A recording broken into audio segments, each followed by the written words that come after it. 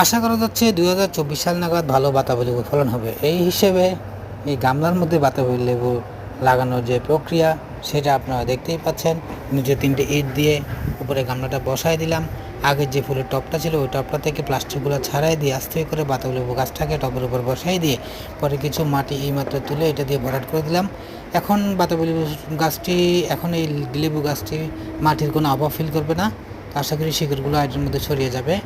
এরপর এখানে দেখতে পাচ্ছেন কিছু মরিচ গাছও আছে। এগুলো হচ্ছে 12 মাসি মরিচ গাছ, কালা মরিচ। এগুলো সারা বছরই ধরে। আর দুন্দুল তো দেখতে পাচ্ছেন, এগুলো এখনও খাবার উপযোগী হয়নি, 2 দিনের মধ্যে খাবার উপযোগী হয়ে যাবে। তো এইভাবে চলছে আমার হর্টিকালচার সিস্টেম হিয়ার। চলতেছে টুকটাক করতেছি। অনেক ফুল গাছ দেখতে পাচ্ছে। হ্যাঁ, তো এই হচ্ছে মোটামুটি পরিবেশ। এখানেই দেখা যাক, আরও সুন্দর করে সামনে আরও কিছু পরিকল্পনা আছে। আরও অনেকগুলো টব কিনে লাগাবো।